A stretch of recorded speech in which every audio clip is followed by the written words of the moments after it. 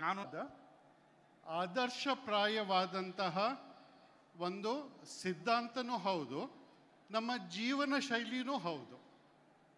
ಇಂತಹ ಒಂದು ಪ್ರಯತ್ನಕ್ಕೆ ನೀವೆಲ್ಲರೂ ಮುಂದಾಗುತ್ತಿರುವುದರಿಂದ ಕರ್ನಾಟಕ ಮಾಹಿತಿ ಆಯೋಗದ ವತಿಯಿಂದ, ನಮ್ಮ ಎಲ್ಲ ಆಯುಕ್ತರ ವತಿಯಿಂದ ನಮ್ಮ ಸಹಕಾರ ಪ್ರಜೆಗಳಿಗೂ ಇರುತ್ತದೆ, ಎಲ್ಲ ಸರ್ಕಾರಿ ನೌಕರಿಗೂ ಇರುತ್ತದೆ. ಈ ಪ್ರಜಾಸ್ನೇಹಿ ಆಡಳಿತ ಸಾಕಾರಗೊಳಿಸುವಲ್ಲಿ ನಮ್ಮ ಸಹಕಾರ ನಿಮಗೆ ಯಾವತ್ತೂ ಇದೆ ಅಂತ ಹೇಳ್ತಾ ನನಗೆ ಕೊಟ್ಟ ಟಾಪಿಕ್ಕಿಗೆ ಬರ್ತಾ ಇದ್ದೇನೆ. ಈಗ ಮಾಹಿತಿ ಹಕ್ಕು ಕಾಯ್ದೆ ಅಂದ ತಕ್ಷಣ ಬಹುಶಃ ಇಲ್ಲಿ ಕೂತ ಎಲ್ಲರಿಗೂ ಅಲರ್ಜಿ ಥರ ಎಲ್ಲೋ ಒಂದು ಕಡೆ ಕಿರಿಕಿರಿ ಆಗುತ್ತೆ. ಯಾರಾದರೂ ಕಿರಿಕಿರಿ ಆಗೋದಿಲ್ಲ ಅಂದರೆ ದಯವಿಟ್ಟು ಕೈ ಮೇಲೆತ್ತಿ. ಸೊ ಹೀಗಾಗಿ ಮಾಹಿತಿ ಹಕ್ಕು ಕಾಯ್ದೆ ಬಂದು 20 ವರ್ಷ ಆಯಿತು. ಈಗ 20 ವರ್ಷ ಈ ಅಕ್ಟೋಬರ್ 2005ಕ್ಕೆ ಮುಗೀತದೆ, 25ಕ್ಕೆ ಮುಗೀತದೆ. ನೀವೆಲ್ಲರೂ ಕನ್ನಡದಲ್ಲಿ ಒಂದು ಶಬ್ದ ಕೇಳಿರಬೇಕು, ಸಿಂಹಾವಲೋಕನ ಅಂತ ಹೇಳಿ. ಸಿಂಹ ತನ್ನ ದಾರಿಯಲ್ಲಿ ಹೋಗ್ತಾ ಇದ್ದಾಗ ಪೀರಿಯಾಡಿಕಲಿ ಆಗಾಗ ನಿಂತು ಹಿಂದೆ ನೋಡುತ್ತೆ. ತನ್ನ ದಾರಿ, ಬಂದ ದಾರಿ, ತಾನು ತಿರುಗಿ ಹೋಗಬೇಕಾದ ದಾರಿ ಅಥವಾ ಮುಂದೆ ಹೋಗೋ ದಾರಿ ಸಿಂಹಾವಲೋಕನ ಮಾಡುತ್ತೆ. ಅಂತಹ ಒಂದು ಸಿಂಹಾವಲೋಕನ ಮಾಡೋ ಅವಶ್ಯಕತೆ ನಮಗೆಲ್ಲರಿಗೂ ಇದೆ, ರಾಜ್ಯದಲ್ಲಿ ಅಷ್ಟೇ ಅಲ್ಲ ಇಡೀ ದೇಶದಲ್ಲಿ. ಸೊ ಇಂತಹ ಒಂದು ಸಂದರ್ಭದಲ್ಲಿ ನೀವು ಈ ಕಾರ್ಯಾಗಾರ ಇಟ್ಕೊಂಡಿದ್ದು ಬಹಳ ಸೂಕ್ತವಾಗಿದೆ. ಆದರೆ ಒಂದು ಮೂಲಭೂತ ಪ್ರಶ್ನೆ ಅಂದರೆ RTI ಅಂದರೆ ಕಿರಿಕಿರಿ ಅಂತ ಅಕ್ಸೆಪ್ಟೆಡ್, ಎಲ್ಲರೂ ಅಕ್ಸೆಪ್ಟ್ ಮಾಡುವ. ಆದರೆ RTI ಉಪಯುಕ್ತವಾಗಿದೆನಾ? ಇದರಿಂದ ಜನರಿಗೆ ಉಪಯೋಗವಾಗಿದೆನಾ? ನನ್ನ ಅನುಭವದಲ್ಲಿ, ನನ್ನ ಲಿಮಿಟೆಡ್ ನಾಲೆಜ್ ಆಫ್ ಈ 3 ವರ್ಷದ್ದು ಆಯುಕ್ತನಾಗಿದ್ದ ಅನುಭವದಲ್ಲಿ ಸಾವಿರಾರು ಜನರಿಗೆ ಉಪಯೋಗ ಆಗಿದೆ. ಯಾವ ರೀತಿ ಉಪಯೋಗ ಆಗಿದೆ? ಗಂಗೆ ಹರಿಯೋದು ನಾವು ನೋಡ್ತೇವೆ. ಇವತ್ತಿನ ಪರಿಸ್ಥಿತಿಯಲ್ಲಿ ಯಮುನಾ ಹರಿಯೋದು ಕೂಡ TVಯಲ್ಲಿ ಕಾಣುತ್ತೆ, ಆದರೆ ಸರಸ್ವತಿ ಕಾಣೋದಿಲ್ಲ. ಹೀಗಾಗಿ RTI ಸುದ್ದಿ ಬಂದಾಗ ಮಾಧ್ಯಮಗಳಲ್ಲಿ ಭರ್ಜರಿ ಸುದ್ದಿ ಆಗಿದ್ದು ಭ್ರಷ್ಟಾಚಾರ ಎಕ್ಸೆಟ್ರಾ ಅದು ಕೇಳುತ್ತೆ, ಆದರೆ ಸರಸ್ವತಿಯಾಗಿ ಹರಿಯೋದು, ಸಾವಿರಾರು ಜನ ವೈಯಕ್ತಿಕವಾದ ತಮ್ಮ ಸಮಸ್ಯೆಗಳಿಗೆ RTI ಮೂಲಕ ಪರಿಹಾರ ಪಡೆಯೋದು, ಅದು ಸುದ್ದಿ ಆಗೋದಿಲ್ಲ, ಬಟ್ ಆಗ್ತಾ ಇರೋದು ನಿಜ. ಪ್ರತಿದಿನದಲ್ಲೂ ಉಪಯುಕ್ತ ಆಗ್ತಾ ಇದೆ. ನಾನು ಅದಕ್ಕೊಂದು 2 ಉದಾಹರಣೆ ಕೊಟ್ಟು ನನಗೆ ಕೊಟ್ಟ ಟಾಪಿಕಿಗೆ ಬರ್ತೀನಿ. ಇಲ್ಲಿ ಕೂತು ಯಾರಾದರೂ ಒಬ್ಬರು RTI ಅಂದಾಗ ಹೆಣದ ಬಗ್ಗೆ ವಿಚಾರ ಮಾಡಿದ್ದೀರಾ? ನಿಮ್ಗೆ ಯಾವತ್ತಾದರೂ RTI ಮತ್ತು ಹೆಣ ಜೋಡಿಸಿದುಂಟ? ಒಬ್ಬ ಅನಕ್ಷರಸ್ಥ ರೈತ, ಬೀದರ್ ಕಡೆಯಿಂದ ಯಾರಿದ್ದೀರಿಂದ ಕಾಣುತ್ತೆ, ಬೀದರ್ದು ಬಾರ್ಡರ್ ಡಿಸ್ಟ್ರಿಕ್ಟಿಂದ ವಿಲೇಜಿಂದ ಒಬ್ಬರು ಹಿರಿಯರೊಬ್ಬರು RTIದು ನನ್ನ ಕೋರ್ಟಿಗೆ ಬಂದಿದ್ದರು, ಕೇಸ್ ನಡೀತಾ ಇತ್ತು. ಮತ್ತೊಂದು ಕಡೆ ಗ್ರಾಮ ಪಂಚಾಯತ್ PDO ಇದ್ದಾರೆ, ಅವರು ಅರ್ಜಿ ಹಾಕಿದ್ದಾರೆ, ಮಾಹಿತಿ ಕೊಟ್ಟಿಲ್ಲ. ಫಸ್ಟ್ ಅಪೀಲ್ ಆಯಿತು, ಸೆಕೆಂಡ್ ಅಪೀಲ್ ನಮ್ಗೆ ಬಂದಿದ್ದಾರೆ. ಆ ಭಾಗದ ಡ್ರೆಸ್ ಏನಿದೆ, ಧೋತರ್, ಬಿಳಿ ಧೋತರ್ ಉಟ್ಟು ಜುಬ್ಬ ಹಾಕಿ ಟೋಪಿ ಹಾಕ್ಕೊಂಡು ವಯಸ್ಸರು ಹಿರಿಯರು ಬಂದಿದ್ದಾರೆ. PDO ಆನ್ಲೈನ್ ಇದ್ದಾರೆ. PDO ಅವ್ರಿಗೆ ಕೇಳಿದೆ, ಏನು ರೀ ಅವ್ರು ಏನು ಮಾಹಿತಿ ಕೇಳಿದ್ದಾರೆ, ಓದಿ ಹೇಳಿ ಅಂತ. ಸರ್ ಅವರು ಸ್ಮಶಾನದ್ದು ಹೆಣ ಅಂತ ಇದ್ದಾರೆ ಅಂತ. ಇವ್ರು ಅಂತಾರೆ ಇಲ್ಲ, ಸೊ ಓದಿ ಅಂದೆ. ಇವ್ರು ಕೇಳಿದ ಮಾಹಿತಿ ಅಂದರೆ, ನಿಮ್ಮ ಗ್ರಾಮ ಠಾಣದಲ್ಲಿ ಉಳಿದ ಹೆಣಗಳಿಗೆ ನೀವು ಕೊಟ್ಟ ಪರ್ಮಿಷನ್ದು ಕಾಪಿ ಕೊಡಿ ಅಂತ. ನಾವೆಲ್ಲರೂ ಭಾಳ ಅಕ್ಷರಸ್ಥರು, ಕಾಲೇಜು ಯೂನಿವರ್ಸಿಟಿ ಎಲ್ಲ ಹೋಗ್ಯವಿ, ಯಾರಾದರೂ ಒಬ್ಬರು ವಿಚಾರ ಮಾಡಿದ್ದೀರಾ? ಸೊ ಇವ್ರಿಗೆ ಕೇಳಿದೆ, ಕಾಕಾರ ಇದನ್ನೇ ಯಾಕೆ ಕೇಳಿದ್ರಿ ಅಂತ. ಯಾಕಂದರೆ ನನಗೂ ಹೊಸ ಇದು ಅನುಭವ, ಯಾರೋ ಒಬ್ಬರು ಹೆಣದ ಬಗ್ಗೆ, ಹೂಳಿದ ಬಗ್ಗೆ ಕೇಳ್ತಾ ಇದ್ದಾರಂತ. ಅವ್ರ ನೋವು ಇಷ್ಟಿತ್ತು, 2 ವರ್ಷದ್ದು ಶಬ್ದಗಳನ್ನು ಉಪಯೋಗಿಸಿದ್ರು, ನನಗೆ ಟ್ವೀಟ್ ಮಾಡಲಿಕ್ಕೆ ಆಗೋದಿಲ್ಲ. ಆ PDOಗೆ ಚೆನ್ನಾಗಿ ಬೈದು ಕೊನೆಗೆ ಏನಂದ್ರೆ ನಾನು ಕಷ್ಟಪಟ್ಟು ಜೀವನದಲ್ಲಿ ಒಂದು ಜಾಗ ಮಾಡಿದೆ, ಮನೆ ಕಟ್ಕೊಳ್ಳೋ ಅಂತ 2 ವರ್ಷದ ಟ್ರೈ ಮಾಡಿದ, ನಂಗೆ ಮನೆಗೆ ಪರ್ಮಿಷನ್ ಕೊಡೋದಿಲ್ಲ. ನನ್ನ ಮನೆಯಿಂದ 200 ಮೀಟರ್ ದೂರದಲ್ಲಿ 13 ಹೆಣ ಹೂಳಿದ್ದಾರೆ, ಅದಕ್ಕೆ ನಾನು ಕೇಳಿದ್ದೀನಿ ಅಂತ. ಇದರ ನೆಕ್ಸ್ಟ್ ಎಫೆಕ್ಟ್ ಏನಾಯಿತು? 24 ಗಂಟೆಯಲ್ಲಿ ಆ PDO ಅಪ್ರೂವಲ್ ಕೊಟ್ಟು ಇವ್ರು ನನಗೆ ಫೋನ್ ಮಾಡಿ, ಸ್ವಾಮಿ ನಂಗೆ ಸಿಕ್ತು, ನಾನು ಮನೆ ಕಟ್ತಾ ಇದ್ದೀನಿ ಅಂತ ಹೇಳಿ. RTIನಿಂದ ಉಪಯೋಗ ಇದೆ. ಈಗ ನೀವೆಲ್ಲರೂ ಸರ್ಕಾರಿ ನೌಕರರು. ಒಬ್ಬ ಸರ್ಕಾರಿ ನೌಕರರ ಕುಟುಂಬಕ್ಕೆ ತೊಂದರೆ ಆದರೆ ಉಳಿದವ್ರು ಸ್ಪಂದಿಸಬೇಕಾ, ಸ್ಪಂದಿಸಬಾರ್ದಾ? ಏನ್ರಿ? ಯಾವುದೋ ಒಬ್ಬ ಸರ್ಕಾರಿ ನೌಕರಿಗೆ ತೊಂದರೆ ಆದರೆ, ಅವ್ರ ಕುಟುಂಬಕ್ಕೆ ತೊಂದರೆ ಆದರೆ ಉಳಿದವ್ರು ಸ್ಪಂದಿಸಬೇಕಲ್ವ? ನನ್ನ ಎದುರಿಗೆ ಒಂದು ಭಾಳ ದುಃಖಮಯ ಒಂದು ಕೇಸ್ ಬಂತು. ಸರ್ಕಾರಿ ನೌಕರ ಒಬ್ಬ ತೀರ್ಕೊಂಡಿದ್ದಾನೆ. ಅವನ ಹೆಂಡತಿ ಆ್ಯಸ್ ಇಟ್ ಈಸ್ ಗಂಡನನ್ನು ಕಳೆದುಕೊಂಡು ದುಃಖದಲ್ಲಿದ್ದಾಳೆ. KGIDನಲ್ಲಿ, ಈಗ ನಾನು ಡಿಪಾರ್ಟ್ಮೆಂಟ್ ಹೇಳಿದೆ ಅಂತ ಆದರೆ ಇಡೀ ಡಿಪಾರ್ಟ್ಮೆಂಟ್ ಕೆಟ್ಟದ್ದು ಅಂತಲ್ಲ, ಒಂದು ಎಕ್ಸಾಂಪಲ್ ಉದಾಹರಣೆಗೆ ಹೇಳ್ತಾ ಇದ್ದೇನೆ. ಎಲ್ಲ ಕಡೆ ಚೆನ್ನಾಗಿ ಕೆಲಸ ಮಾಡೋ ಜನ ಇರ್ತಾರೆ. ಆಕೆ ಕೇಳಿದ್ದು ಇಷ್ಟೇ, ನನ್ನ ಗಂಡಂದು ಬಾಂಡ್ ಕೊಡಿ, ಕಾಪಿ ಕೊಡಿ ಅಂಥೇಳಿ, ತನಗೆ ಕ್ಲೇಮು ಎಲ್ಲ ವರ್ಕ್ ಮಾಡಲಿಕ್ಕೆ ಆಗತ್ತಂತ. 2 ವರ್ಷ ಸತಾಯಿಸಿ ಕೊಡದೆಯ ಆಕೆಗೆ ಅಲ್ಟಿಮೇಟ್ಲಿ ಆಯೋಗಕ್ಕೆ ಬಂದಾಗ ಅವ್ರಿಗೆ ಕರೆಸಿ ಕೊಟ್ಟು ಆಕೆಗೆ ತೊಂದರೆ ಮಾಡಿದ್ದಕ್ಕೆ ಡಿಪಾರ್ಟ್ಮೆಂಟಿಂದ 15,000 ರೂಪಾಯಿ ಪರಿಹಾರವನ್ನು ಕೊಡಿಸ್ಲಾಯಿತು. ಈಗ ನೀವು ಒಂದು ಮಾತು ಹೇಳಿ, ಪ್ರಜಾಸ್ನೇಹಿ ಅಂದರೆ ಪ್ರಜೆಗಳು ಹೊರಗಿನವರಲ್ಲ, ನಿಮ್ಮ ಸಹೋದ್ಯೋಗಿಗಳು ಬೇರೆ ಡಿಪಾರ್ಟ್ಮೆಂಟಲ್ಲಿರ್ಬೋದು. ಅವ್ರು ತೀರ್ಕೊಂಡಾಗ ಅವ್ರ ಕುಟುಂಬಕ್ಕೂ ನೀವು ಸ್ಪಂದಿಸದೇ ಇದ್ದರೆ ಅಪರಿಚಿತರಿಗೆ ನೀವು ಏನು ಸ್ಪಂದಿಸ್ತೀರಿ? ಸೊ ಹೀಗಾಗಿ RTIದು ವಿವಿಧ ಉಪಯೋಗಗಳಿವೆ. ಆದರೆ ಇಲ್ಲಿ ನನಗೆ ಕೊಟ್ಟ ಇದು ಅಂದರೆ ಸವಾಲು ಮತ್ತು ಪರಿಹಾರ. ಈ ಸವಾಲುಗಳಲ್ಲಿ 2 ಕ್ಯಾಟಗರಿ ಮಾಡ್ತೀನಿ, ನಿಮ್ಮೆಲ್ಲರೂ ಒಪ್ಪಿಗೆ ಇದ್ದರೆ. ಒಂದು ಡೈರೆಕ್ಟಾಗಿ RTIಗೆ ಸಂಬಂಧಪಟ್ಟ ಸವಾಲುಗಳು, RTIನಿಂದಾಗಿ ಸಮಸ್ಯೆಗಳು. ಎರಡನೇದು RTI ಮುಖವಾಡ ಇಟ್ಕೊಂಡು ಆಗೋ ಸಮಸ್ಯೆಗಳು. ಇವು 2 ಡಿಸ್ಟಿಂಕ್ಟ್ ಆಗಿ. ಸೊ RTI ಮುಖವಾಡ ಇದ್ದು ಬರುವ ಸಮಸ್ಯೆಗಳನ್ನು ಕೊನೆಗೆ ತಗೋತೀನಿ, ಕೊನೆಯ 5-10 ನಿಮಿಷದಲ್ಲಿ. RTIನಲ್ಲಿ ಸವಾಲು ಬರೋದು ಸಹಜ. ಇದನ್ನು 2005ರಲ್ಲಿ ಮಾಡೋ ಮುಂಚೆನೇ, ಕಾನೂನು ಮಾಡೋ ಮುಂಚೆನೇ ಪೀಠಿಕೆಯಲ್ಲಿ ಪ್ರಿಯಾಂಬಲಲ್ಲಿ ಸ್ಪಷ್ಟವಾಗಿ ಹೇಳಿದ್ದಾರೆ. ಈ ಕಾನೂನು ಯಾಕೆ ಬೇಕಂದರೆ, ಒಂದು ಕಡೆಗೆ ನಾವು ಪಾರದರ್ಶಕತೆ ಅಂತೇವಿ, ಎಲ್ಲ ಸಿಟಿಸನ್ರಿಗೆ ಪ್ರಜೆಗಳಿಗೆ ಮಾಹಿತಿ ಸಿಗಬೇಕು ಅಂತೇವಿ. ಮತ್ತೊಂದು ಕಡೆ ನಾವು ಆಡಳಿತಾತ್ಮಕ ದಕ್ಷತೆ ಇರಬೇಕು, ಎಫಿಷಿಯನ್ಸಿ ಇರಬೇಕು.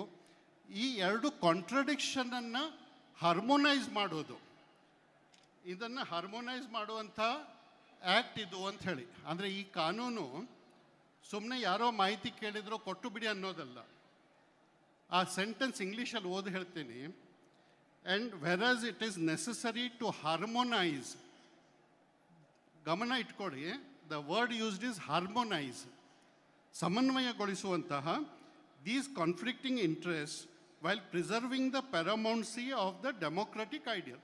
ಪ್ರಜಾಪ್ರಭುತ್ವದ, ನೀವೇನಿದು ಪ್ರಜಾಸ್ನೇಹಿ ಆಡಳಿತ ಅಂತೀರಿ, ಆ ಐಡಿಯಲನ್ನು, ಆದರ್ಶನ ಉಳಿಸ್ಕೊಳ್ತಾನೆ ಈ ಆ್ಯಕ್ಟನ್ನು ಹೇಗೆ ಮಾಡಬೇಕು ಅಂತ ಪೀಠಿಕೆಯಲ್ಲಿ ಆವತ್ತೇ ಅವರು ವಿಚಾರ ಮಾಡಿ ಕೊಟ್ಟಿದ್ದಾರೆ.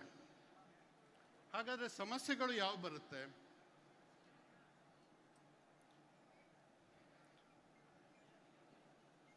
ನಾನು ಹೇಳೋ ಮಾತಲ್ಲಿ ಸ್ವಲ್ಪ ಕಹಿ ಇರ್ಬೋದು, ಆದರೆ ಕಹಿ ಸತ್ಯ ಇದ್ದರೆ, ನನ್ನ ಅನುಭವದಲ್ಲಿ ನನ್ನ ಕಣ್ಣಿಗೆ ಕಂಡದ್ದು ಹೇಳ್ತೀನಿ.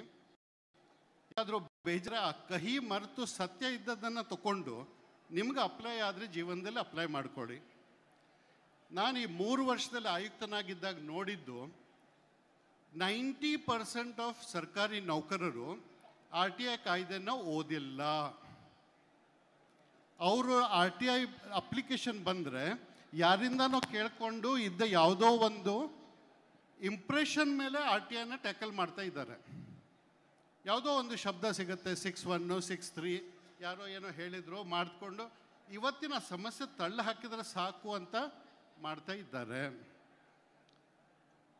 ಅಂಥ ಬೇಕಾದಷ್ಟು ಎಕ್ಸಾಂಪಲ್ಗಳನ್ನು ಕೊಡಬಹುದು. ಆದರೆ ಈ ಸಮಸ್ಯೆಗೆ ಪರಿಹಾರ ಯಾವುದು? ನೀವೆಲ್ಲರೂ ಕೂತ್ಕೊಂಡು, ಎಲ್ಲರ ಹತ್ರ ಸ್ಮಾರ್ಟ್ಫೋನ್ ಇದೆ, ಯಾವುದೇ ಹಣ ಖರ್ಚು ಮಾಡಿ ಬುಕ್ ತಗೋಬೇಕಂತಿಲ್ಲ. ಸ್ಮಾರ್ಟ್ಫೋನಲ್ಲಿ ಗೂಗಲಲ್ಲಿ RTI ಆ್ಯಕ್ಟನ್ನು ಡೌನ್ಲೋಡ್ ಮಾಡಿದರೆ RTI ಆ್ಯಕ್ಟ್ ಸೆಕ್ಷನ್ 1ರಿಂದ 11, ಆಮೇಲೆ 18, 19, 20, ನಾನು ರಿಪೀಟ್ ಮಾಡ್ತೀನಿ, ಸೆಕ್ಷನ್ 1ರಿಂದ 11 ಕಡೆ 18, 19, 20 ಇದಿಷ್ಟನ್ನು ನೀವು ಓದ್ಕೊಂಡ್ರೆ, ಮತ್ತು ಕರ್ನಾಟಕ ಮಾಹಿತಿ ಹಕ್ಕು ನಿಯಮಾವಳಿ ಅಂತ 5 ಪುಟ ಇದೆ, ಕತೆ ಓದ್ದಂಗೆ ಓದ್ಬೋದು. ಇದಿಷ್ಟನ್ನು ನೀವು 1 ಗಂಟೆಯಲ್ಲಿ ಮುಗಿಸ್ಬೋದು. ಆದರೆ ವರ್ಷಾನುಗಟ್ಟಲೆ ಇಷ್ಟನ್ನು ನೀವು ಓದದೇ ಇದ್ದರೆ, ಮತ್ತು ಬರೋ ಅರ್ಜಿದಾರರು ನಿಮಗಿಂತ ಹೆಚ್ಚು ನಾಲೆಜಬಲ್ ಇದ್ದರೆ, ನಿಮಗೆ ಕಿರಿಕಿರಿ ಆಗೋದು ಸಹಜ. ಅಧ್ಯಕ್ಷರೇ, ನಾನು ಹೋದೆ 1.5 ವರ್ಷದಿಂದ ಕಲಬುರಗಿ ಏರಿಯಾದಲ್ಲಿ ಈ ಥರ ಕಾರ್ಯಾಗಾರ ಮಾಡಿಲ್ಲ. ಹರ್ಟೆ sessions department wise, district wise, informal sessions ಮಾಡಿದ್ದೇನೆ. ಪ್ರತಿಯೊಂದು ಕಡೆಯಲ್ಲೂ ಇದೇ ಪಾಯಿಂಟ್ ಇದೆ. RTI ಡೇ ಅಂತ ಮಾಡಿದ್ವಿ, ವಿಶಿಷ್ಟವಾಗಿ ಮಾಡಿದ್ವಿ. ಫಸ್ಟ್ RTI ಡೇ ಅಕ್ಟೋಬರಲ್ಲಿ ಆಗುತ್ತೆ. ಅಕ್ಟೋಬರಲ್ಲಿ ಪಬ್ಲಿಕ್ ಮಾಡಿದ್ದು ಬೇರೆ, ಇದೇ ಥರ ಪಬ್ಲಿಕ್ ಮಾಡಿದ್ವಿ. ಸೆಕೆಂಡ್, ಅಧಿಕಾರಿಗಳಿಗೆ ಅಲ್ಲಿ ನಾನು ಮಾತಾಡೋದಿಲ್ಲ, ಈಚ್ ಡಿಪಾರ್ಟ್ಮೆಂಟ್ಗೆ ಒಂದೊಂದು ಸೆಕ್ಷನ್ ಕೊಟ್ಟೆ. ರೀಜನಲ್ ಕಮಿಷನರ್ ಆಫೀಸ್ ಅವರು 6(1) ಮಾತಾಡಬೇಕು, DC ಆಫೀಸ್ನವರು 6(3) ಮಾತಾಡಬೇಕು. ಈ ಥರ ಬೇರೆ ಬೇರೆ ಡಿಪಾರ್ಟ್ಮೆಂಟಿನ ಸಿಬ್ಬಂದಿಗಳು, ಅಧಿಕಾರಿಗಳು ಬಂದು ಮಾತಾಡಬೇಕಾಯ್ತು ಇಡೀ ದಿನ, ಬೆಳಗ್ಗೆಯಿಂದ ಸಾಯಂಕಾಲ. ಈ ತರಹ ಪಾರ್ಟಿಸಿಪೇಟಿವ್ ಇದಾದಾಗ ನಿಮಗೆ ಕಾನೂನು ಗೊತ್ತಿದ್ದರೆ, ಇದು ಬಹಳ ಜನಸ್ನೇಹಿ ಕಾನೂನು, ಬಹಳ ಸಿಂಪಲ್ ಕಾನೂನು, ಇದರಲ್ಲಿ ಕಾಂಪ್ಲಿಕೇಶನ್ ಯಾವುದೂ ಇಲ್ಲ. ಇನ್ಫ್ಯಾಕ್ಟ್ ಲೋಕಾಯುಕ್ತರು ನಿಮ್ಮ ಸರ್ವಿಸ್ ಕಂಡೀಷನ್ ಓದ್ತಾ ಇರಬೇಕಾದ್ರೆ ನಂಗೆ ಅನಿಸು ಇದಕ್ಕಿಂತ ನಮ್ಮ RTI ಆ್ಯಕ್ಟ್ ಬಹಳ ಸಿಂಪಲ್ ಇದೆ. ನಿಮ್ಮ ಸರ್ವಿಸ್ ರೂಲ್ಸೇ ಬಹಳ ಕಾಂಪ್ಲಿಕೇಟೆಡು. ಮತ್ತು ಆಲ್ ಇಂಡಿಯಾ ಸರ್ವಿಸ್ ರೂಲ್ಸ್ ಅಂತೂ ಇಟ್ಸ್ ಲೈಕ್ ಎ ಎನ್ಸೈಕ್ಲೋಪೀಡಿಯಾ. ಅದನ್ನು ಕಂಪೇರ್ ಮಾಡಿದರೆ RTI ಆ್ಯಕ್ಟ್ ಬಹಳ ಸಿಂಪಲ್ ಇದೆ. ದಯವಿಟ್ಟು ಇದಕ್ಕೆ ಒಂದೇ ಪರಿಹಾರ ಅಂದರೆ ನೀವು ಓದ್ಕೊಡಿ. ಸೆಕ್ಷನ್ 1ರಿಂದ 11, 18, 19, 20 ಇಷ್ಟು ಸೆಕ್ಷನ್ಸು, ಮತ್ತು ಕರ್ನಾಟಕ ಮಾಹಿತಿ ನಿಯಮಾವಳಿಗಳ 5 ಪುಟಗಳಿವೆ. ನಿಮಗೆ ಇಷ್ಟು ಕ್ಲಾರಿಟಿ ಬರುತ್ತೆ, ನಾಳೆ ಯಾರೂ ನಿಮ್ಮನ್ನು ಹೆದರಿಸ್ಲಿಕ್ಕೆ ಆಗೋದಿಲ್ಲ. ಎರಡನೇದಾಗಿ ಬಂದು ಭಾಳ ಅರ್ಜಿಗಳನ್ನು ಹಾಕ್ತಾರೆ, ನಂಬರ್ ಆಫ್ ಅರ್ಜಿಗಳನ್ನು ಹಾಕ್ತಾರೆ, ಒತ್ತಡ ಹಾಕ್ತಾರೆ. ಇವೆಲ್ಲ ಪ್ರಶ್ನೆಗಳು ಬರ್ತಾ ಇದ್ದಾವೆ. ಅರ್ಜಿದಾರರು ಯಾಕೆ ಭಾಳ ಅರ್ಜಿ ಹಾಕ್ತಾ ಇದ್ದಾರೆ, ಅವರ ಮೋಟೋ ಏನು, ಅವರ ಉದ್ದೇಶ ದುರುದ್ದೇಶನೋ, ಅದು ಆಮೇಲೆ ಚರ್ಚೆಗೆ ಬರ್ತೀನಿ. RTI ಆ್ಯಕ್ಟಲ್ಲಿ ಮಾಹಿತಿ ಹಕ್ಕು ಅಂದರೆ ಏನು, ಯಾವ ಮಾಹಿತಿ? ಈಗ ಮಾಹಿತಿಗೆ ಹಕ್ಕು ಕಾಯ್ದೆ ಅಂದರೆ ಯಾರು ಬೇಕಾದ್ರೂ ಬಂದು ಏನು ಬೇಕಾದ್ರೂ ಕೇಳಬಹುದಾ? ಕಾನೂನಲ್ಲಿ ಸ್ಪಷ್ಟ ಇದೆ. ಮಾಹಿತಿ ಹಕ್ಕು ಅಂದರೆ ಒಬ್ಬ ವ್ಯಕ್ತಿಯು ಮಾಹಿತಿ ಪಡೆಯೋ, ಈ ಕಾನೂನಿಗೆ ಒಳಪಟ್ಟು ಮಾಹಿತಿ ಪಡೆಯೋ ಹಕ್ಕನ್ನು ಹೊಂದಿರುತ್ತಾನೆ. ಈ ಕಾನೂನಿಗೆ ಒಳಪಟ್ಟು ಅವನಿಗೆ ಮನಸ್ಸಿಗೆ ಬಂದದವನು ಕೇಳಲಿಕ್ಕೆ ಆಗೋದಿಲ್ಲ. ಸೊ ಅರ್ಜಿದಾರಿಗೆ ಹಕ್ಕು ಇದೆ, ಜವಾಬ್ದಾರಿನೂ ಇದೆ. ಅಧಿಕಾರಿಗಳಿಗೆ ಜವಾಬ್ದಾರಿನೂ ಇದೆ, ಹಕ್ಕುಗಳು ಇವೆ. ಆದರೆ ನಿಮಗಿರೋ ಹಕ್ಕುಗಳನ್ನು ನೀವು ಚಲಾಯಿಸ್ಲಿಕ್ಕೆ ಆಗ್ತಾ ಇಲ್ಲ, ಯಾಕಂದರೆ ನೀವು ಓದ್ಕೊಂಡಿಲ್ಲ. ಈಗ ನಾಳೆ ನೀವು ಕಬಡ್ಡಿ ಆಡ್ಲಿಕ್ಕೆ ಹೋದರೆ, ಕಬಡ್ಡಿ ರೂಲ್ಸ್ ಗೊತ್ತಿದ್ರೆ ನೀವು ಭಾಳ ಧೈರ್ಯದಿಂದ ಹೋಗ್ತೀರಿ, ಕಬಡ್ಡಿ ಕಬಡ್ಡಿ ಕಬಡ್ಡಿ ಅಂತ. ಕಬಡ್ಡಿ ರೂಲ್ಸ್ ಗೊತ್ತಿಲ್ಲದ್ರೆ ಏನು ಮಾಡ್ತೀರಿ, ಭಾಳ ಕಿರಿಕಿರಿ ಅದು ಮಣ್ಣಲ್ಲಿ ಆಡಬೇಕು ಅಂತೀರಿ. ಸೊ ನನ್ನ ಅನಿಸಿಕೆಯಲ್ಲಿ ನೀವು ಕಾನೂನನ್ನು ಓದ್ಕೊಂಡು ಅದಕ್ಕೆ ರೆಸ್ಪಾನ್ಸ್ ಮಾಡಿದರೆ ಕಾನೂನು ಪ್ರಕಾರ. ಈಗ ಒಂದು ಸಿಂಪಲ್ ಎಕ್ಸಾಂಪಲ್ ಕೇಳ್ತೀನಿ. ಇಡೀ ರಾಜ್ಯದಲ್ಲಿ ನಾನು ಎಲ್ಲಿ ಹೋದಲು ಒಂದು ಪ್ರಶ್ನೆ ಕೇಳ್ತೀನಿ. ಶಿಕ್ಷಣ ಸಂಸ್ಥೆಗಳಿದ್ದಾವೆ, ಶಿಕ್ಷಣ ಸಂಸ್ಥೆಗಳಿಗೆ ಸರ್ಕಾರ ಅನುದಾನ ಕೊಡುತ್ತೆ. ಅನುದಾನ ಅಂದ್ರೇನು? ಕೆಲವರು ಶಿಕ್ಷಕರದು ಸಂಬಳಗಳನ್ನು ಸರ್ಕಾರ ಕೊಡುತ್ತೆ. ಈ ಅನುದಾನಿತ ಸಂಸ್ಥೆಗಳು RTIನಲ್ಲಿ ಬರುತ್ತೋ ಬರೋದಿಲ್ವೋ? ಯಾರಾದರೂ ಉತ್ತರ ಹೇಳ್ತೀರಾ? ಬರುತ್ತಲ್ವಾ? ಹಾಂ, ಆದರೆ ಕಾನೂನು ಏನು ಹೇಳುತ್ತೆ? ಈ ಸಮಸ್ಯೆ ಬರೀ ನಿಮ್ಮದಲ್ಲ, ಅಧಿಕಾರಿಗಳು, ಉನ್ನತ ಅಧಿಕಾರಿಗಳು, ಪ್ರಿನ್ಸಿಪಲ್ಸ್ಗಳು ಮಾಡೋ ಕಾನೂನಲ್ಲಿ. ಅದು ಸುಪ್ರೀಂ ಕೋರ್ಟ್ 20 ವರ್ಷದಲ್ಲಿ ಬಹಳಷ್ಟು ಸುಪ್ರೀಂ ಕೋರ್ಟಿಂದ ಜಡ್ಜ್ಮೆಂಟ್ಸ್ಗಳು ಬಂದಿದ್ದಾವೆ. ಅದರಲ್ಲಿ ಸ್ಪಷ್ಟವಾಗಿ ಏನು ಹೇಳುತ್ತಂದರೆ, ಬರೀ ಅನುದಾನ ಕೊಟ್ಟರೆ ಆಗಿಲ್ಲ, ಆ ಅನುದಾನ ಇಷ್ಟು ಗಣನೀಯವಾಗಿರಬೇಕು. ಅದು ಕೊಡದೇ ಇದ್ರೆ ಸಂಸ್ಥೆ ಮುಚ್ಚೋಗುತ್ತೆ. ಈಗ ಫಾರ್ ಎಕ್ಸಾಂಪಲ್ ಒಂದು ಪ್ರೈವೇಟ್ ಇನ್ಸ್ಟಿಟ್ಯೂಷನ್ ಇದೆ, 10-20 ಕಾಲೇಜ್ ಇದೆ. ಯಾವುದೋ ಒಂದು ಕಾಲೇಜಿಗೆ 3 ಜನ ಲೆಕ್ಚರರಿಗೆ ಸರ್ಕಾರ ಸಂಬಳ ಕೊಡುತ್ತೆ. ಅದು ಗಣನೀಯವಾಗುತ್ತಾ? ನನ್ನ ಎದುರಿಗೆ ಕೇಸ್ ಬಂದಾಗ ಸೆಕ್ರೆಟರಿಯವ್ರಿಗೆ ಕೇಳಿದೆ, ಅಲ್ಲಿ ನಿಮ್ಗೆ ಈ 3 ಜನ ಸಂಬಳ ಕೊಡದೆ ಸಂಸ್ಥೆ ಮುಚ್ಚೋ, ಏನು ಸರ್ ಏನು ಹೇಳ್ತೀರಿ, ಸ್ಟೂಡೆಂಟ್ಸ್ಗೆ 10 ರೂಪಾಯಿ ಹೆಚ್ಚು ಹಾಕಿದ್ರೆ ಸಾಕು ಬರುತ್ತೆ ಅಂತ. ಸೊ ಅಂಥದ್ದು RTIನಲ್ಲಿ ಬರೋದಿಲ್ಲ. ಆದರೆ ನಾವೇನು ಮಾಡ್ತಾ ಇದ್ದೇವೆ, ಶಿಕ್ಷಣ ಸಂಸ್ಥೆ, ಶಿಕ್ಷಣ ಡಿಪಾರ್ಟ್ಮೆಂಟು ಏನೇ ಅರ್ಜಿ ಬರಲಿ, ಈವನ್ ಪ್ರೈವೇಟ್ ಇನ್ಸ್ಟಿಟ್ಯೂಷನ್ಗೆ 6(3) ಅಂತ ಟ್ರಾನ್ಸ್ಫರ್ ಮಾಡಿಬಿಡ್ತೇವೆ. ಯಾಕಂದರೆ ಕಾನೂನು ನಾವು ಓದಲಿಕ್ಕೆ ರೆಡಿ ಇಲ್ಲ. ಯಾರೋ ಹೇಳಿದ್ದಾರೆ 6(3) ಮಾಡ್ತೇವೆ. ನಾನು ಇದನ್ನು ತಿರುಗಿ ಒತ್ತಿ ಯಾಕೆ ಹೇಳ್ತಾ ಇದ್ದೇನೆಂದರೆ, ನಮ್ಮ ಅಜ್ಞಾನಕ್ಕೆ ನಾವು ಬೇರೆಯವ್ರಿಗೆ ಬೆರಳು ತೋರಿಸಿ, ಅವನು ಆ್ಯಕ್ಟಿವಿಸ್ಟು, ಅವನು ಅದು, ಅವನಿದು, ಅವನು ನನಗೆ ಹೆದರಿಸ್ತಾನೆ. ನಿಮಗೆ ಹೆದರಿಕೆ ಬರೋದು ಯಾಕೆ? ನೀವು ಕಾನೂನನ್ನು ಅರ್ಥಕೊಂಡಿಲ್ಲ ಅಂತ ನಿಮಗೆ ಹೆದರಿಕೆ. ಕಾನೂನು ಗೊತ್ತಿದ್ರೆ ಆಯ್ತಪ್ಪ, ಏನು ಬೇಕಾದ್ರೂ ಮಾಡ್ಕೊ. ಈ 18 ವರ್ಷದಲ್ಲಿ ಬಹಳಷ್ಟು ತಪ್ಪುಗಳಾಗಿದ್ದಾವೆ ಬೇರೆ ಬೇರೆ ಆಫೀಸರ್ಸ್ಗಳಿಂದ ವಗೇರ. ಇದನ್ನು ಇವತ್ತು ನೀವು ಚೇಂಜ್ ಮಾಡಬೇಕಾದ್ರೆ ಅದಕ್ಕೆ ಸ್ವಲ್ಪ ರೆಸಿಸ್ಟೆನ್ಸ್ ಬಂದೇ ಬರುತ್ತೆ, ಅರ್ಜಿದಾರರಿಗೆ ಸಿಟ್ಟು ಬಂದೇ ಬರುತ್ತೆ. 2 ವರ್ಷದ ಹಿಂದೆ ಆಗಿದ್ದು ಕೇಸ್ ಇಲ್ಲೇ ಆಗಿದ್ದು. ಒಬ್ಬ ಅರ್ಜಿದಾರ ಹ್ಯಾಡ್ ಎ ಹ್ಯಾಬಿಟ್, ಏನು ಅರ್ಜಿ ಹಾಕೋದಿದ್ರು ಅವನು ಚೀಫ್ ಸೆಕ್ರೆಟರಿ ಆಫೀಸಿಗೆ ಹಾಕೋದು, ಬೇರೆ ಯಾವುದೇ ಡಿಪಾರ್ಟ್ಮೆಂಟಿನ ಸಂಬಂಧ ಇದ್ದರೂ ಚೀಫ್ ಸೆಕ್ರೆಟರಿ ಆಫೀಸ್. ಆವಾಗ ಅವರು ಅಂಡರ್ ಸೆಕ್ರೆಟರಿ ಅವ್ರು ಕೇಳಿದರು, ಸರ್ ಏನು ಮಾಡಬೇಕು ಅಂತ. ಇಲ್ಲ, ಅವ್ರಿಗೆ ಬರ್ಕೊಡಿ ಅದನ್ನು ಯಾವ ಡಿಪಾರ್ಟ್ಮೆಂಟ್ ಇದೆ ಅಲ್ಲೇ ಹಾಕಿ ಅಂತೇಳಿ, ನಮ್ಮ ಹತ್ರ ಅದು ಇರೋದಿಲ್ಲ ಅಂತ. ಅವ ಅರ್ಜಿದಾರ ಏನು ಮಾಡಬೇಕು, ನೆಕ್ಸ್ಟ್ ಡೇ ಹೋಗಿ ಪ್ರೆಸ್ ಕಾನ್ಫರೆನ್ಸು, ಭ್ರಷ್ಟಾಚಾರ, ಬ್ರಹ್ಮಾಂಡ ಭ್ರಷ್ಟಾಚಾರ ಎಲ್ಲ ಮುಚ್ಚಾಕ್ಲಿಕ್ಕೆ ನೋಡ್ತಾರೆ, ಚೀಫ್ ಸೆಕ್ರೆಟರಿ ಆಫೀಸ್ನವರು ಅದರಲ್ಲಿ ಶಾಮೀಲಾಗಿದ್ದಾರೆ, ಡಿಲೇ ಮಾಡ್ತಾರೆ, ಎಕ್ಸೆಟ್ರಾ ಎಕ್ಸೆಟ್ರಾ ಎಕ್ಸೆಟ್ರಾ. ಆಮೇಲೆ ಅವನಿಗೆ ಕರೆಸಿ ಕಾನೂನನ್ನು ತೋರಿಸಿದ್ವಿ. 6(1) is compulsory, 6(3) is at the discretion of PIO. PIO transfer ಮಾಡಬೇಕಂತಿಲ್ಲ. ನಿಮ್ಮ ಮೇಲೆ ಕಾನೂನು 6(1) ಸ್ಪಷ್ಟವಾಗಿದೆ, ಅರ್ಜಿದಾರ ಸಂಬಂಧಪಟ್ಟ ಪ್ರಾಧಿಕಾರಕ್ಕೆ ಅರ್ಜಿ ಹಾಕಬೇಕು ಅಂತಿದೆ. ಆ ಜವಾಬ್ದಾರಿ ಅರ್ಜಿದಾರ ಮೇಲಿದೆ. ನೀವು ಬೇರೆ ಕಡೆ ಅರ್ಜಿ ಹಾಕಿ ಅವರು ಟ್ರಾನ್ಸ್ಫರ್ ಮಾಡಬೇಕು ಅನ್ನೋದು ತಪ್ಪಾಗುತ್ತೆ. ಅಂದಮೇಲೆ ಸಾರಿ ಹೇಳಿ ಹೋದ. ಇಂಥ ಒತ್ತಡಗಳನ್ನು ನೀವು ಹ್ಯಾಂಡಲ್ ಮಾಡಬೇಕಾದ್ರೆ ಅವ್ರಿಗಿಂತ ಹೆಚ್ಚು ಕಾನೂನು ನಿಮ್ಗೆ ಗೊತ್ತಿರಬೇಕು. ನಾನು ಆ್ಯಕ್ಟಿವಿಸ್ಟ್ ಅಂತ ಶಬ್ದ ಉಪಯೋಗಿಸೋದಿಲ್ಲ, ಯಾಕಂದರೆ ಕಾನೂನಲ್ಲಿ ಇಲ್ಲ. ನಾನು ಅರ್ಜಿದಾರ ಅಂತ ಶಬ್ದ ಉಪಯೋಗಿಸ್ತೇನೆ. ಸವಾಲು ಬರೋದು, ಅರ್ಜಿ ಏನೋ ಇರುತ್ತೆ, ಕೇಸ್ ವರ್ಕರ್ ಏನೇನೋ ಓದ್ತಾರೆ, ಅದಕ್ಕೇನೋ ಉತ್ತರ ಕೊಟ್ಕೊಂಡು ಹೋಗ್ತಾರೆ ಅಂತ ನೂರಾರು ಉದಾಹರಣೆಗಳನ್ನು ನಾನಲ್ಲೇ ತೋರಿಸ್ತೇನೆ. ಇಲ್ಲಿ ಸಮಸ್ಯೆ ಏನು ಬರುತ್ತಂದರೆ, ನೀವು ಪ್ರತಿಯೊಬ್ಬರು ನಿಮ್ಮ ಆಫೀಸಲ್ಲಿ ಯಾರು RTIನ ಹ್ಯಾಂಡಲ್ ಮಾಡ್ತಾರೆ, 6(1) ಅರ್ಜಿ ಏನು ಬರುತ್ತೆ ಅದರಲ್ಲಿ ಕಂಪಲ್ಸರಿ 2 ವಿಷಯ ನೀವು ನೋಡಲೇಬೇಕು. ಮೊದಲನೇ ವಿಷಯ ಅಂದರೆ ಅರ್ಜಿದಾರರು ಯಾರು. ಅರ್ಜಿದಾರರನ್ನು ನಾನು 3 ಕ್ಯಾಟಗರಿಗಾಗಿ ವಿಂಗಡಿಸ್ತೇನೆ. ಒಂದು, ಸ್ವಂತ ಸಮಸ್ಯೆಯಾಗಿ ನಿಮ್ಮ ಹತ್ರ ಅರ್ಜಿ ಹಾಕಿದವರು. ಈಗ ನಿಮ್ಮ ಸರ್ಕಾರಿ ನೌಕರರ ಅವ್ರು ತೀರ್ಕೊಂಡಾಗ ಅವ್ರ ಹೆಂಡತಿ KGITಗೆ ಹಾಕಿದ್ಲು ಅಂಥವ್ರು, ಸ್ವಂತ ಸಮಸ್ಯೆ ಇದೆ ಡಿಪಾರ್ಟ್ಮೆಂಟ್ ಜೊತೆ, ಸರ್ಕಾರದ ಜೊತೆಗೆ ಅಂತ ಒಂದು ಕ್ಯಾಟಗರಿ. ಕೆಲವರು ಇದ್ದಾರೆ, ಬಹಳ ಕಡಿಮೆ ನಂಬರು, ವಿರಳವಾಗಿದೆ, ಆದರೆ ಜನ್ಮಿನಾಗಿ ಸಮಾಜದಲ್ಲಿ ಸರಿ ಆಗಬೇಕು, ಇದು ಸರಿ ಆಗ್ತಾ ಇಲ್ಲ ಅಂತ ಮಾಡೋರು ಕೆಲವರು ಇದ್ದಾರೆ, ಯಾವುದೇ ಫಲಾಪೇಕ್ಷೆ ಇಲ್ಲದೆ. ಅದೊಂದು ಅಂಥವರು ಇದ್ದಾರೆ. ಮೂರನೇವರು, ನೀವು ಆ್ಯಕ್ಟಿವಿಸ್ಟ್ ಅಂತ ಕರಿತೀರಿ, ನಾನು ಬಿಸ್ನೆಸ್ ಮ್ಯಾನ್ ಅಂತ ಕರಿತೀನಿ. ಉದರ ನಿಮಿತ್ತಂ ಬಹುಕೃತ ವೇಷಂ ಅಂತಾರೆ, ಅವ್ರು ಮಾಡ್ಕೊಳ್ಳಿ ಬಿಡಿ. ಆದರೆ ನಿಮ್ಮ ಕೇಸ್ ವರ್ಕರು, ನಿಮ್ಮ ಹತ್ರ ಯಾರು RTIನ ಹ್ಯಾಂಡಲ್ ಮಾಡ್ತಾರೆ ಅವ್ರಿಗೆ ಕ್ಲಿಯರ್ ಇರಬೇಕು ಅರ್ಜಿದಾರ ಯಾವ ಕ್ಯಾಟಗರಿಯಲ್ಲಿ ಇದ್ದಾನೆ. ಆವಾಗ ನಿಮಗೆ ರಿಪ್ಲೈ ಕೊಡೋದು, ಇದನ್ನು ಹ್ಯಾಂಡಲ್ ಮಾಡೋದು ಅನುಕೂಲ ಆಗುತ್ತೆ. ಎರಡನೇದಾಗಿ 6(1) ಅವರು ಏನು ಬರೆದಿದ್ದಾರೆ ಅದನ್ನು ಸ್ಪಷ್ಟವಾಗಿ ಓದ್ಕೊಳ್ಳಿ. ಬಹಳಷ್ಟು ಸಲ ಬರೆದಿದ್ದೇನೋ ಇರುತ್ತೆ, ಅವ್ರು ಕೇಳಿದ ಮಾಹಿತಿ ಏನೋ ಇರುತ್ತೆ, ಇವರು RTI ಅಂದ ತಕ್ಷಣ ಕಿರಿಕಿರಿ ಅಂತ ಹೇಳ್ಕೊಂಡು ಏನೋ ಕೊಟ್ಟು ಬಿಡ್ತಾರೆ. ಆ ಕೊಟ್ಟಿದ್ದು ತಪ್ಪಾಗಿರುತ್ತೆ, ಅದ್ರ ಮೇಲೆ ಮತ್ತೆ ಡಿಸ್ಪ್ಯೂಟ್ ಆಗುತ್ತೆ, ಆಯೋಗಕ್ಕೆ ಬರುತ್ತೆ, ನಾವು ಬಂದಾಗ ನಾವು ಮತ್ತೆ ಇದು ಹೇಳ್ತೇವೆ, ಈ ಥರ ಹನುಮಂತನ ಬಾಲ್ದಂತ ಹೋಗುತ್ತೆ. ಅದೇ ನೀವು ಓದ್ಕೊಂಡು ಬಿಟ್ಟರೆ.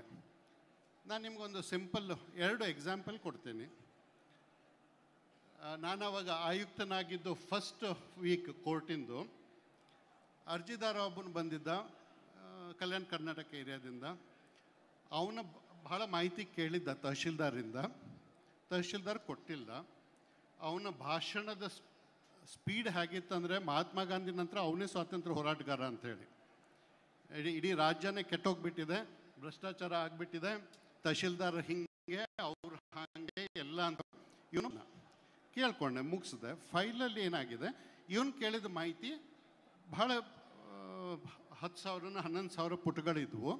ಅದಕ್ಕೆ ತಹಶೀಲ್ದಾರ್ ಏನು ಮಾಡಿದ್ದಾರೆ, ಒಂದು ಪತ್ರ ಬರೆದಿದ್ದಾರೆ, ಟೈಮಲ್ಲೇ ಬರೆದಿದ್ದಾರೆ, ಭಾಳಷ್ಟು ಪುಟಗಳಿದೆ, ನಿಮ್ಗೆ ಭಾಳ ಆರ್ಥಿಕವಾಗಿ ಇದಾಗತ್ತೆ, ನೀವು ಬಂದು ಇನ್ಸ್ಪೆಕ್ಟ್ ಮಾಡಿ ನಿಮ್ಗೆ ಯಾವುದು ಬೇಕು ಪೇಜಸ್ ಅಷ್ಟು ಕೊಡ್ತೇವೆ ಅಂಥೇಳಿ.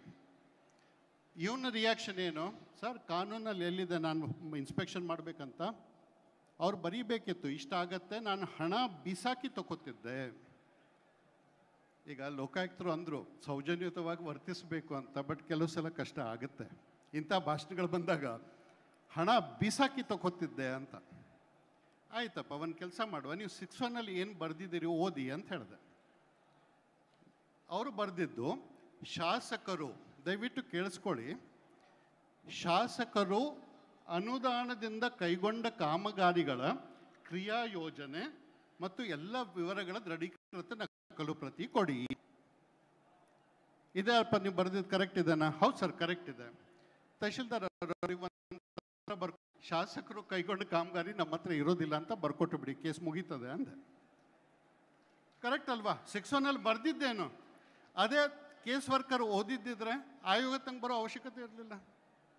ಅರ್ಜಿದಾರ ಮಾಡಿದ ತಪ್ಪೇನು, ಶಾಸಕರ ಅನುದಾನ ಅಂತ ಬರಿಬೇಕಿತ್ತು. ಆಯ್ತಾ?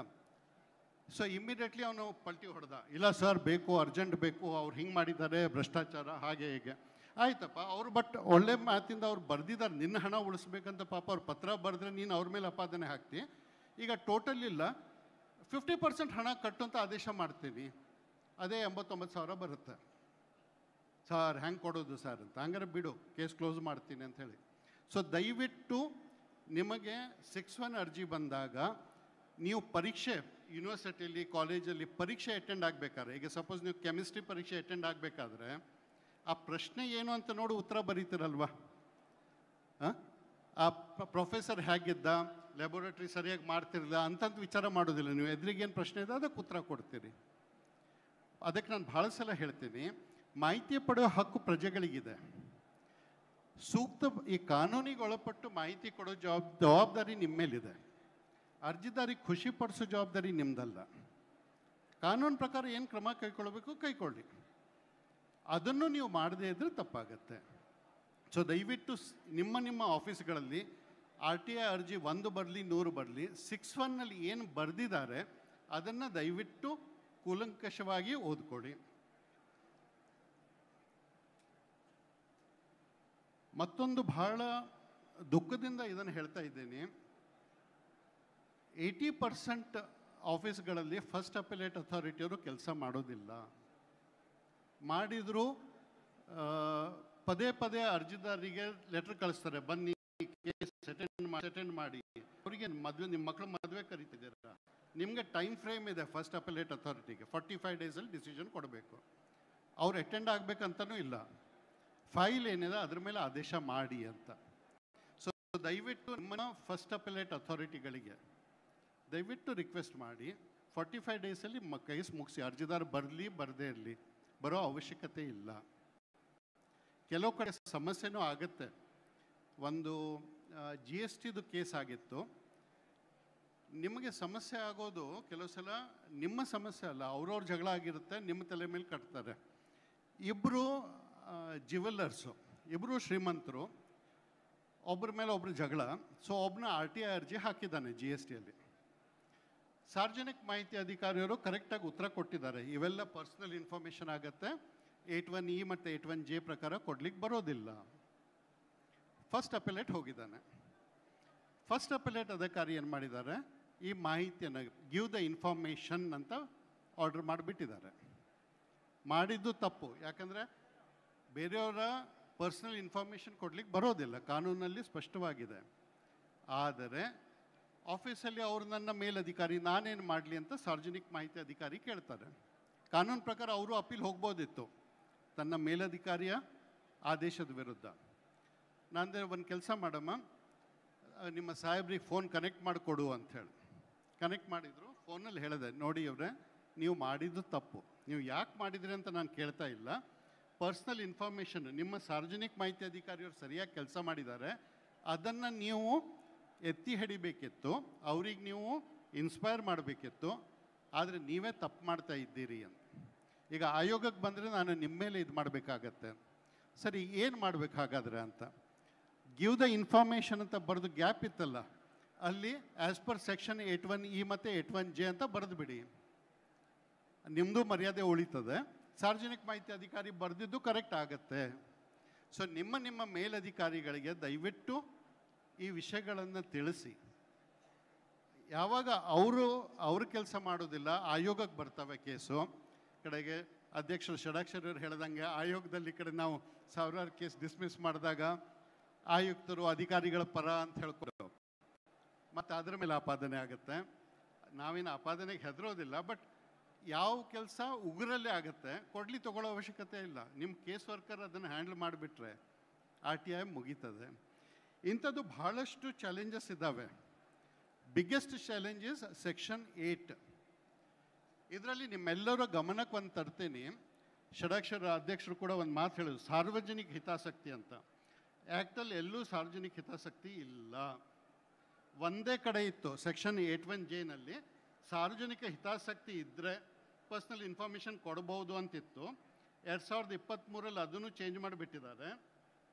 ಪರ್ಸ್ನಲ್ ಇನ್ಫಾರ್ಮೇಷನ್ ಯಾವುದೇ ಕೊಡ್ಲಿಕ್ಕೆ ಬರೋದಿಲ್ಲ. ಸಾರ್ವಜನಿಕ ಹಿತಾಸಕ್ತಿ ಇದೇನೋ ಇಲ್ವೋ ಇಸ್ ಇರ್ರೆಲವೆಂಟ್. ಇದು ಈ ಕಾನೂನು ಮಾಡಿದವರು ಬಹಳ ಮೇಧಾವಿಗಳು. ನಮ್ಮಂಥ ಲಕ್ಷಾಂತರ ಜನ ಬಂದರೆ ಅವರ ನಾಲೆಜು ಅವರ ಅನುಭವಕ್ಕಾಗತ್ತೆ. ಅವ್ರೇನು ಮಾಡಿದ್ರು, RTA ಆ್ಯಕ್ಟನ್ನು ಚೇಂಜ್ ಮಾಡೋ ಬದಲಿ DPDP ಆ್ಯಕ್ಟ್ ಅಂತಂದರು, digital personal data protection act ಅಂತ. ನಾವೆಲ್ಲರೂ ಈಗ ಮೊಬೈಲ್ ಇದರಲ್ಲಿದ್ದೇವೆ, ನಮ್ಮ ಬ್ಯಾಂಕ್ ಅಕೌಂಟ್ಸು ಎಲ್ಲ ಡಿಜಿಟಲ್ ಇದೆ, ಸೋಷಿಯಲ್ ಮೀಡಿಯಾದಲ್ಲಿದ್ದೇವೆ. ಸೊ ಆ ಡೇಟಾ ಪ್ರೊಟೆಕ್ಷನ್ ಆ್ಯಕ್ಟ್ ಅಂತ ತಂದಾಗ ಅದರಲ್ಲಿ ಸೆಕ್ಷನ್ 44 ತಂದು through that section 84 RTA act ಅಂದ section 81J stands modified as any personal information. Period ಮುಗಿದೋಯ್ತು. ನಿಮ್ಮ ದಿನಚರಿ, ನಿಮ್ಮ ಸ್ಯಾಲ್ರಿ ಸ್ಲಿಪ್ಪು, ನಿಮ್ಮ ಆಧಾರ್ ಕಾರ್ಡು, ಮೊಬೈಲ್ ನಂಬರ್ ಯಾವುದನ್ನು ಕೊಡುವಂಗಿಲ್ಲ. ಸೊ RTIನಲ್ಲಿ ಬಂದಾಗ 81J ಕೊಡೋದು. ಸೊ ಹೀಗಾಗಿ ಈ ಥರ ಬಹಳಷ್ಟು ಚಾಲೆಂಜಸ್ ಇದ್ದಾವೆ. ಸೆಕ್ಷನ್ 8ಅನ್ನು ನಾವು ಜನ್ಮ ಪೂರ್ತಿ ಸ್ಟಡಿ ಮಾಡಿದರೂ ಪೂರ ಗೊತ್ತಿದೆ ಅಂತ ಹೇಳಲಿಕ್ಕೆ ಆಗೋದಿಲ್ಲ. ಆದರೆ ಆದಷ್ಟು ಸ್ಟಡಿ ಮಾಡ್ಕೊಳ್ಳಿ.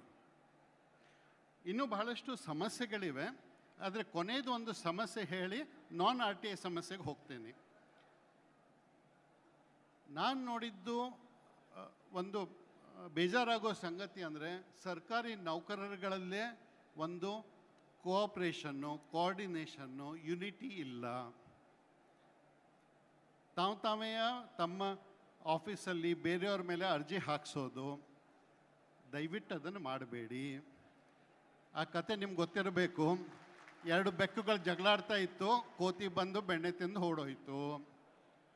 ನೀವು ಜಗಳ ಆಡಿ RTA ಆ್ಯಕ್ಟಿವಿಸ್ಟ್ಗಳಿಗೆ ತಂದರೆ ಅವರು ಬೆಳೀತಾರೆ, ನಿಮ್ಗೆ ನಾಳೆ ನಿಮಗೂ ತೊಂದರೆ ಕೊಡ್ತಾರೆ.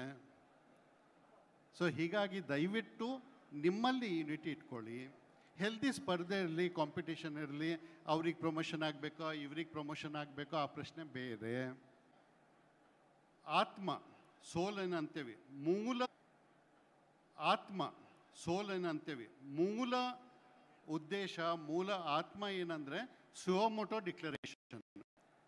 ಸರ್ಕಾರ ತಾನಾಗಿಯೇ ಮಾಹಿತಿಯನ್ನು ಪಬ್ಲಿಕ್ ಕೊಡಬೇಕು. ಯಾಕಂದರೆ RTA ಆ್ಯಕ್ಟಲ್ಲಿ ಡೆಫಿನೇಷನ್ ಏನನ್ನತ್ತೆ, ರೈಟ್ ಟು ಇನ್ಫಾರ್ಮೇಷನ್ ಅಂದರೆ ಯಾವ ಇನ್ಫಾರ್ಮೇಷನ್ ನಿಮ್ಮ ಕಂಟ್ರೋಲಲ್ಲಿದೆ, ನಿಮ್ಗೆ ಮಾತ್ರ ಸಿಗತ್ತೆ, ಅದನ್ನು ಸಾರ್ವಜನಿಕರು ಕೇಳಬಹುದು ಅಂತ. ಯಾವ ಮಾಹಿತಿ ಆಲ್ರೆಡಿ ಪ್ರಚುರಪಡಿಸಿದೆ RTIನಲ್ಲಿ ಬರೋದೇ ಇಲ್ಲ.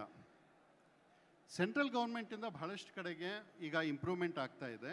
ಬಟ್ ಎಲ್ಲ ರಾಜ್ಯಗಳಲ್ಲೂ ಸುವೋಮೋಟೋ ಡಿಕ್ಲರೇಷನ್ ಆಗ್ತಾ ಇಲ್ಲ.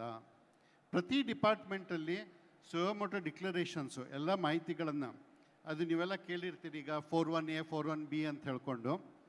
41B ಭಾಳ ಉದಾತ್ತವಾದ ಆಶಯ. 100% ಮಾಡಲಿಕ್ಕೆ ಆಗದೆ ಇದ್ರು 50-60% ಮಾಡಿದರೆ ಆವಾಗ ಯಾರೇ ಒಬ್ಬರು ಮಾಹಿತಿ ಕೇಳಿದರೆ ನೀವು ಒಂದು ಸೆಂಟೆನ್ಸ್ ಬರ್ಕೊಟ್ಟು ಬಿಡ್ಬೋದು, ಈ ನಿಮಗೆ ವೆಬ್ಸೈಟಲ್ಲಿ ಸಿಗತ್ತೆ, ಅದು RTIನಲ್ಲಿ ಬರೋದಿಲ್ಲ. ಇದಕ್ಕೆ ನಿಮ್ಮ ಇಲಾಖಾ ಮುಖ್ಯಸ್ಥರು, ವಿಧಾನಸೌಧ, ವಿಕಾಸಸೌಧದಲ್ಲಿ ಕೂತಿದ್ದವರು ಇದನ್ನು ಸೀರಿಯಸ್ ಆಗಿ ತಗೋಬೇಕು. ಮತ್ತು ಕೊನೆಯದಾಗಿ ಒಂದು 6.3 ತಿರುಗಿ ಹೇಳಿ ಹೋಗ್ತೀನಿ.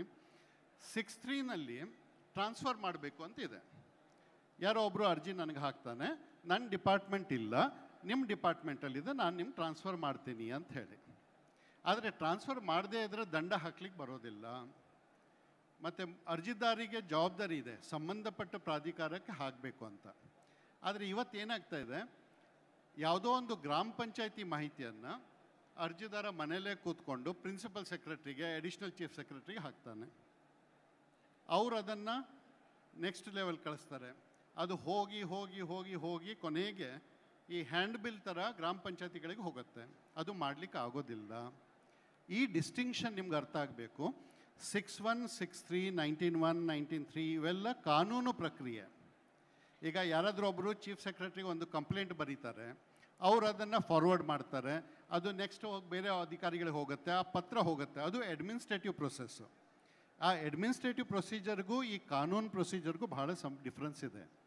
ಇಲ್ಲಿ ನೀವು ಒಬ್ಬ ಅರ್ಜಿ ಹಾಕಿದರೆ 6(1) ಅರ್ಜಿ ಹಾಕಿದರೆ ಟ್ರಾನ್ಸ್ಫರ್ ಮಾಡಬೇಕಾದ್ರೆ ಒಂದೇ ಒಂದು ಪ್ರಾಧಿಕಾರಕ್ಕೆ ಟ್ರಾನ್ಸ್ಫರ್ ಮಾಡ್ಬೋದು. ಅದನ್ನು ಪದೇ ಪದೇ ಮಾಡಲಿಕ್ಕೆ ಆಗೋದಿಲ್ಲ. ಆದ್ದರಿಂದ ಆಯೋಗದಿಂದನೇ ಆದೇಶ ಇದೆ, ಟ್ರಾನ್ಸ್ಫರ್ ಮಾಡಲೇಬೇಡಿ, ನಿಮ್ಗೆ ಸಂಬಂಧ ಇಲ್ಲದ್ರೆ ನಮಗೆ ಸಂಬಂಧ ಇಲ್ಲ ಅಂತ ಬರ್ಕೊಟ್ಟು ಬಿಡಿ. ಇದನ್ನು ಪರ್ಟಿಕ್ಯುಲರ್ಲಿ ಬೆಂಗಳೂರಲ್ಲಿ, ಇನ್ಫ್ಯಾಕ್ಟ್ ನನಗೆ ರಮೇಶ್ ಸಂಘ ಅವ್ರ ಪರಿಚಯ ಆಗಿದ್ದು ಈ ವಿಷಯದಲ್ಲೇ.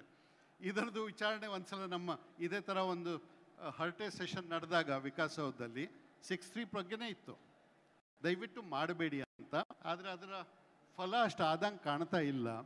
ಇನ್ನೂ 6(3) ಅಂತ ಹೋಗ್ತಾನೇ ಇದೆ. ದಯವಿಟ್ಟು ಅದನ್ನು ಅರ್ಥ ಮಾಡಿಕೊಂಡು, ಕೆಲವು ಕಡೆಯಲ್ಲಿ ಹೊಸ ಟ್ರೆಂಡ್ ಆಗಿದೆ. ನಾನು ಲೋಕಾಯುಕ್ತರಿಗೂ ಮೆನ್ಷನ್ ಮಾಡಿದೆ ಪಕ್ಕದಲ್ಲಿ ಕೂತಾಗ. ಪುರಂದರದಾಸರ ಒಂದು ಕೀರ್ತನೆ ಇದೆ, ದೇವರಿಗೆ ಹೇಳ್ತಾರೆ, ನೀನಾಗಿ ನಿನ್ನ ನಾಮದ ಬಲ ಹೊಂದಿದ್ರೆ ಸಾಕು ಅಂತ ಹೇಳಿ. ಸೊ ಲೋಕಾಯುಕ್ತರ ಗಮನಕ್ಕೂ ಇರೋದಿಲ್ಲ.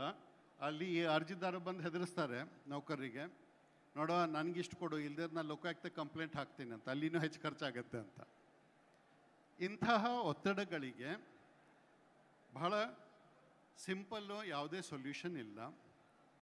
ಮತ್ತೊಂದು ಸ್ವಲ್ಪ ಕಾಂಟ್ರವರ್ಷಿಯಲ್ ಸಬ್ಜೆಕ್ಟು, ಬಟ್ ಇದನ್ನು ಹೇಳದೇ ಇದ್ದರೆ ನನ್ನ ಅಂತಃಸಾಕ್ಷಿ ಕೂಡ ಒಪ್ಪೋದಿಲ್ಲ. ನೀವು ನನ್ನನ್ನು ಕರೆಸಿದ್ದೀರಿ, ಒಂದು ಮನಸ್ಸಲ್ಲಿದ್ದು ಮಾತು ಹೇಳ್ತೀನಿ.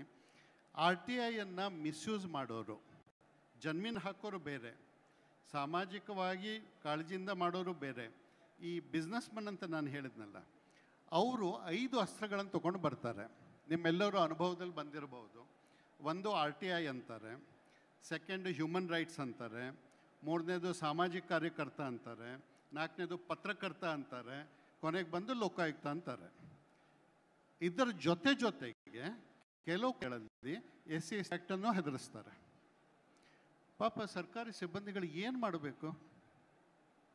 ಮತ್ತು ಇಲ್ಲಿ ಏನಾಗ್ಬಿಟ್ಟಿದೆ, 10 ರೂಪಾಯಿ ಕೊಟ್ಟವನಿಗೆ 1000 ರೂಪಾಯಿ ಸಿಕ್ಕರು, ಇಟ್ಸ್ ಫ್ಯಾಂಟಾಸ್ಟಿಕ್ ಬಿಸ್ನೆಸ್. ಇಂಥ ಬಿಸ್ನೆಸ್ ಮತ್ತೆ ಎಲ್ಲಿ ಸಿಗುತ್ತೆ? GST ಇಲ್ಲ, ಇನ್ಕಮ್ ಟ್ಯಾಕ್ಸ್ ಇಲ್ಲ, ಬ್ಯಾಂಕ್ ಲೋನ್ ಇಲ್ಲ, ಏನಿಲ್ಲ. ಹಾಗಾದರೆ ನಾವು ಸರ್ಕಾರಿ ನೌಕರರಿಗೆ ಯಾಕೆ ತಪ್ಪಿಸ್ತಾ ಮಾಡ್ತೀವಿ? ಸರ್ಕಾರಿ ನೌಕರಿಗೆ ಇನ್ಫ್ರಾಸ್ಟ್ರಕ್ಚರ್ ಕೊಡಬೇಕು ಷಡಾಕ್ಷರಿ ಅವರೇ, ಆದರೆ ಸೇಫ್ ವರ್ಕಿಂಗ್ ಪ್ಲೇಸ್ ಕೊಡೋ ಜವಾಬ್ದಾರಿ ಸರ್ಕಾರದ್ದು. ಈ ಥರ ಒತ್ತಡಗಳು ಬಂದಾಗ ಮೇಲಧಿಕಾರಿಗಳಿಗೆ, ಸರ್ ಇವನು ಈ ಥರ ಮಾಡ್ತಾ ಇದ್ದಾನೆ ಅಂತ ನೀವು ಹೇಳ್ಕೊಳ್ಳುವಂಥದ್ದಾದರೂ ಆಗಬೇಕು. ಈಗ ಸೆಕ್ಷುವಲ್ ಹ್ಯಾರಾಸ್ಮೆಂಟ್ ಕಮಿಟಿ ಇರುತ್ತೆ, ಲೇಡೀಸ್ ಕ್ಯಾನ್ ಗೋ. RTIನಲ್ಲಿ ಹ್ಯಾರಾಸ್ಮೆಂಟ್ ಆದರೆ ಎಲ್ಲಿ ಹೋಗ್ತೀರಿ? ಅದಕ್ಕೊಂದು ಮೆಕ್ಯಾನಿಸಮ್ ಆದರೂ ಆಗಬೇಕು. ಆ ದೃಷ್ಟಿಯಿಂದ ನೀವು ಚೀಫ್ ಸೆಕ್ರೆಟರಿರಾಗಲಿ, ಲೋಕಾಯುಕ್ತರಾಗಲಿ, ಹೈಕೋರ್ಟ್ ನ್ಯಾಯಮೂರ್ತಿಗಳಿಂದಾಗಲಿ ಮಾರ್ಗದರ್ಶನ ಪಡೆದು ಏನಾದರೂ ಒಂದು ವ್ಯವಸ್ಥೆ ಬರುವಂಗೆ ಮಾಡಿದರೆ ಬಹಳಷ್ಟು ಪ್ರೆಷರು ಇದಾಗತ್ತೆ. ಆ ದೃಷ್ಟಿಯಿಂದ ನೀವು ಕೆಲಸ ಮಾಡಬೇಕು ಅಂತ ಮನವಿ ಮಾಡ್ತೀನಿ.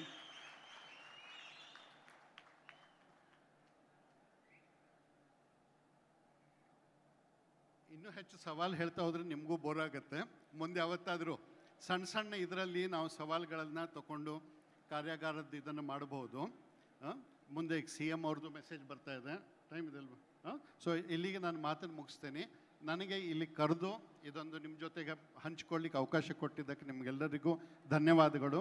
ಮತ್ತು ನೀವು ಯೂಸ್ ಮಾಡಿದ ಈ ಶಬ್ದ ಪ್ರಜಾಸ್ನೇಹಿ ಆಡಳಿತ ನಮಗೂ ಸ್ಫೂರ್ತಿದಾಯಕವಾಗಿದೆ. ಮತ್ತೊಮ್ಮೆ ನಿಮ್ಮೆಲ್ಲರಿಗೂ ಅಭಿನಂದಿಸ್ತಾ ನನ್ನ ಮಾತನ್ನು ಮುಗಿಸ್ತೇನೆ. ನಮಸ್ಕಾರ.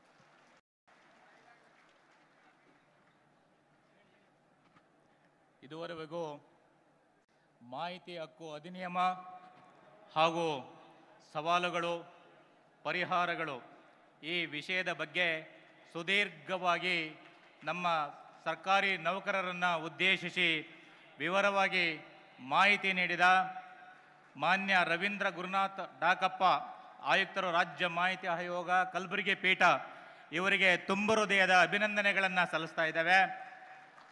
ಮಾಹಿತಿ ಕಾಯ್ದೆಯನ್ನು ಅರ್ಥ ಮಾಡಿಕೊಂಡು ಸಾರ್ವಜನಿಕರ ಬದುಕಿನಲ್ಲಿ ಹೇಗೆ ಇದನ್ನು ಅಳವಡಿಸಿಕೊಳ್ಳಬೇಕೆಂಬ ಮಾಹಿತಿ ವಿಷಯದ ಬಗ್ಗೆ ಸುದೀರ್ಘವಾಗಿ ನಮಗೆ ಮಾಹಿತಿಯನ್ನು ನೀಡಿದ್ದಾರೆ. ಪುಸ್ತಕದಿ ದೊರೆತರಿವು, ಮಸ್ತಕದಿ ತಳೆದ ಮಣಿ, ಚಿತ್ತದೋಳ್ ಬೆಳೆದ ಹರಿವು, ತರುತಳದ ಪುಷ್ಪ, ವಸ್ತು ಸಾಕ್ಷಾತ್ಕಾರ ವೀಕ್ಷಣೆ ಶಾಸ್ತಿತನದಿಂದಲ್ಲ ಮಂಕುತಿಮ್ಮ ಅನ್ನುವ ಹಾಗೆ ಅವರಿಗೆ ಬಹಳ ಅಭಿಮಾನದ ಚಪ್ಪಾಳೆಯನ್ನು ತಟ್ಟಿ ನೀವು ಅಭಿನಂದಿಸಬೇಕು ಅಂತೇಳಿ ಈ ಸಂದರ್ಭದಲ್ಲಿ ಕೇಳ್ಕೊಳ್ತಾ ಇದ್ದಾನೆ.